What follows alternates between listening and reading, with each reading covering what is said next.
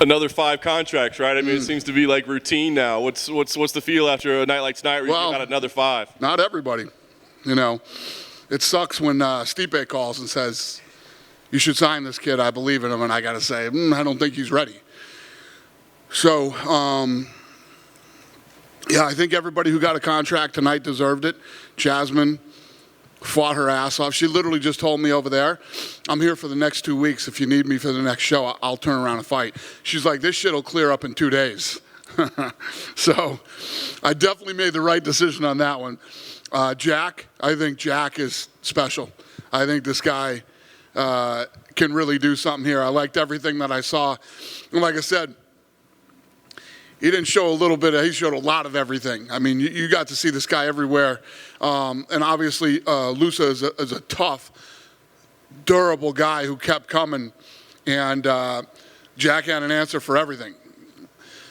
Lucas, you could say, you know, but it's not like we have an abundance of heavyweights around here. So when you look at what the criteria should be to get in here, that kid did everything he was supposed to do. Kept coming forward, was exhausted, kept trying to finish, whether it was punching or on the ground, secured the choke. Whether you think the kid, you know, the fight shouldn't have been stopped because the kid didn't tap. He was going to tap or go to sleep. There's no way he was getting out of that choke. Albert, how do you not sign that guy, right? You do. Then you get to Mo and Brandon. Again, 2 undefeated, talented kids that I think we're going to see again. We'll see them both soon, just not tonight. And then how do you not take Almeida? I mean, that was an incredible performance that guy put on against an undefeated fighter.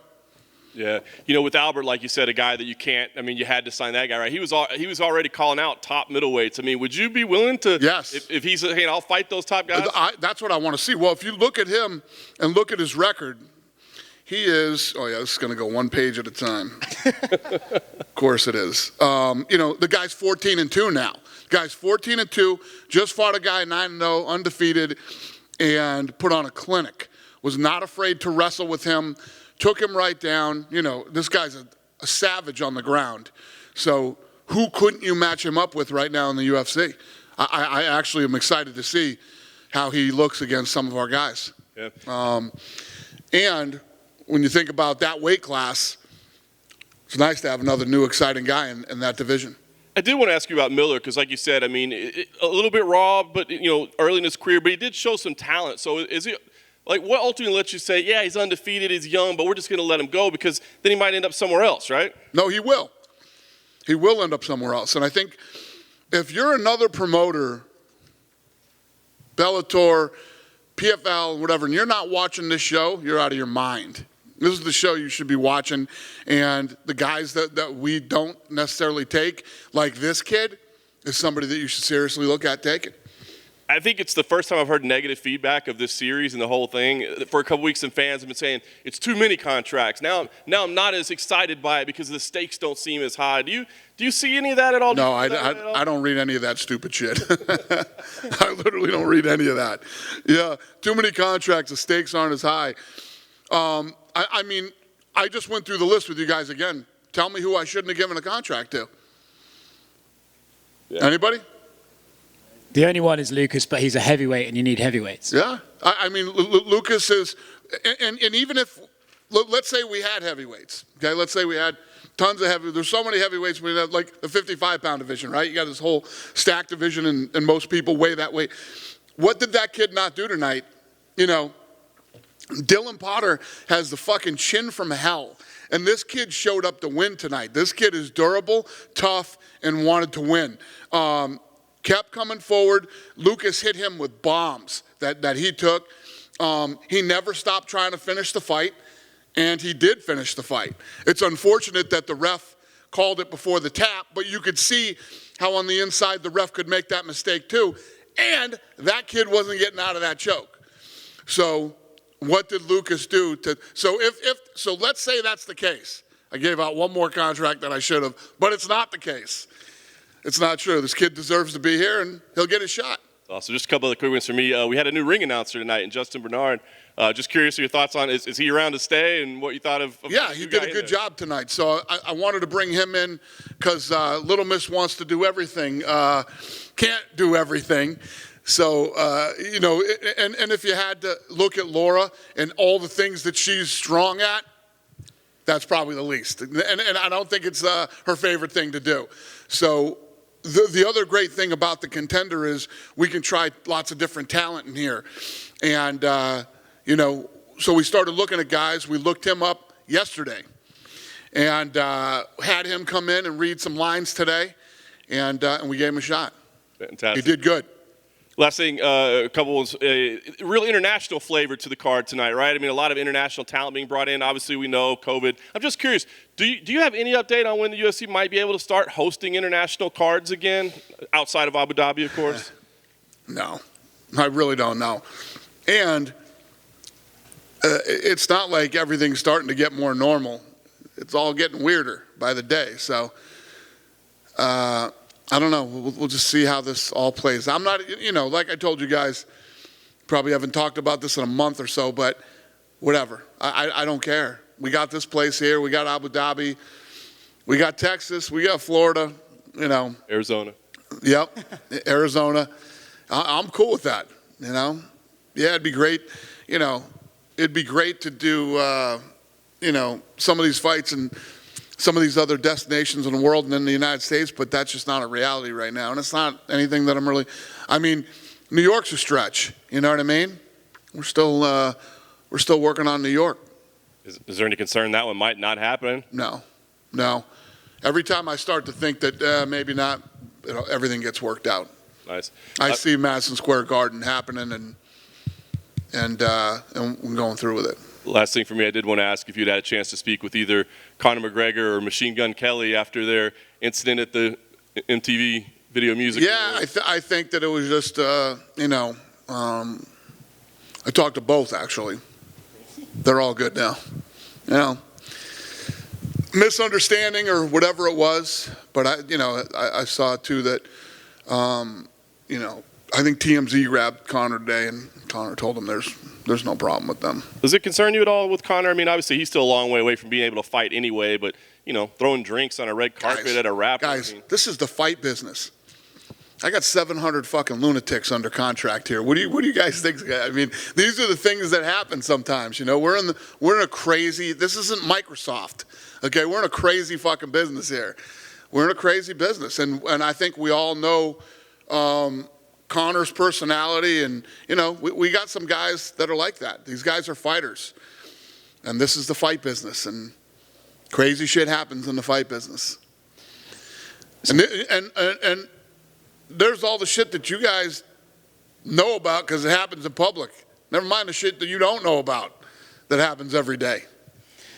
I wanted to ask you about Jack. He lost his first 2 fights and then came back on this winning streak. Do you like seeing that? I love that. Shows a guy has resilience and can come back. Love it. Let me tell you what. When you lose your first 2 fights in a row and then you're like, I should probably keep doing this and I'm going to be great someday, that's a special kind of person that does that. His fight was amazing. I don't know if you guys do this, but maybe, is there unofficially some bonuses that can get out to those sort of fights? No. It's never happened, but believe me, the last few weeks I've been sitting here going, Jesus Christ, that would have been a $50,000 winner. That would have been a $50,000 winner. So,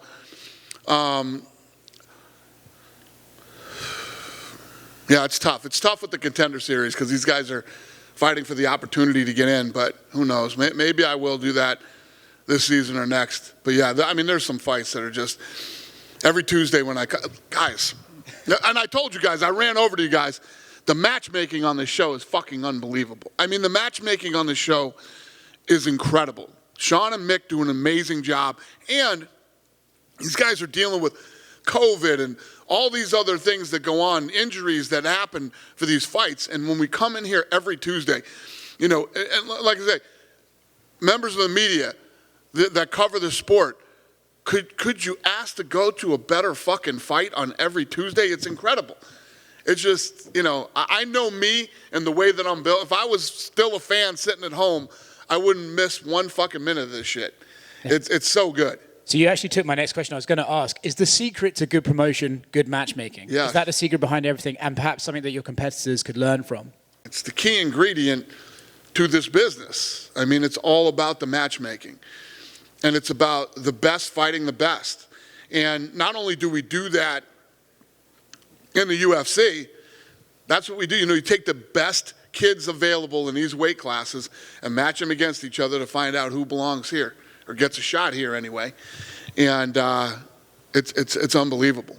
With Mo Miller, he didn't get a contract tonight. Do you think a part of that is because he was such a heavy favorite and that kind of went against him? No, not at all. I think that when you look at both of those kids, they're both 5-0 coming into tonight. Take the odds out of it. You could tell that they're both talented and they both, you know, are going to be around and we're going to see them again. You just know that they're not ready. They're not ready now. You take Miller's performance tonight. You put him in against somebody with decent takedown defense, unbelievable leg kick, stand up. You know, he's in for a rough night. You know, and tonight both of those kids learned a lot from each other and know what they need to go home and work on. But you can tell that the kid's an absolute stud athlete, and you know, and somebody will pick him up, and you know he's undefeated. He's undefeated. He's 6-0, and he just got a ton of promotion being on this show. So he'll end up somewhere, and then eventually he will end up here. Cool. Last thing from me, and I know how much you love these questions, but it's a commission question. Last weekend, Triller had an event, and they advertised those fights as professional fights. And then the day after it comes out, Dan Rafael reports that actually they were exhibition fights. Do you think a commission has a responsibility to the public to say, actually, these guys are advertising something that you're not paying for to get? Guys, let me put it to you this way. Anybody who's fucking dumb enough to willing to pay and watch these fucking fights, Anderson Silva boxed Tito Ortiz. Boxed Tito Ortiz. Tito Ortiz has no business fucking boxing anybody. Okay? And Tito's 40 fucking something years old. Evander Holyfield's almost 60 years old and he's fucking fighting. It's just I just think,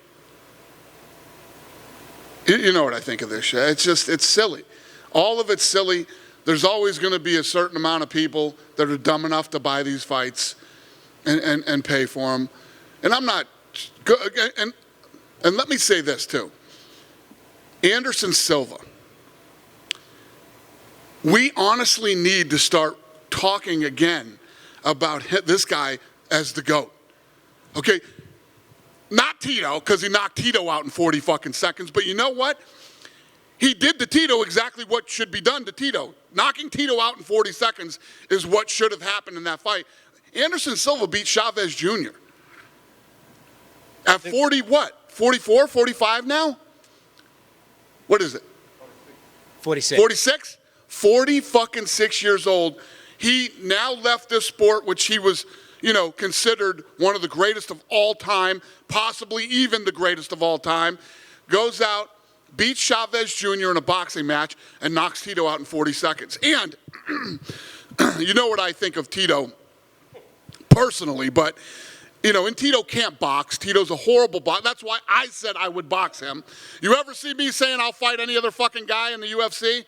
No, and I never will and never would. 10 years ago I wouldn't, but I would Tito all day long. But the other thing about Tito is when Tito fought here, Tito had a good chin.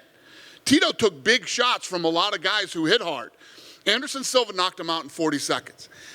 Anderson Silva might actually be the GOAT of combat sports. I mean, to still compete, it'll be interesting to see what he does next. I fucking guarantee you this. You ain't going to see Jake Paul calling Anderson Silva out. That I fucking promise you. He's his size, and he's actually good. He's old, which is what Jake Paul likes to fight old guys, but he likes to fight old guys that are too small and, you know, and that are absolutely positively washed up. So, yeah. I know I didn't answer your question, but that's my rant for all that fucking silly shit today. We'll take it. Thank you. All right. Just jumping on that, I guess since you ended with the Jake Paul, I guess I'll start with that, even though I wasn't going to bring it up. George Masvidal was kind of jawing back and forth with him. Masvidal's under contract with me. Well, you said he is under contract. Yeah. Right, that's the thing, and you got Jake over here just saying, well, just get Dana, let you out. Let Dana, let you fight him. Is at some point, do you want to bring a ringer in to take the kid out? Hey, Jake, Anderson's out. Anderson Silva's out. Jake?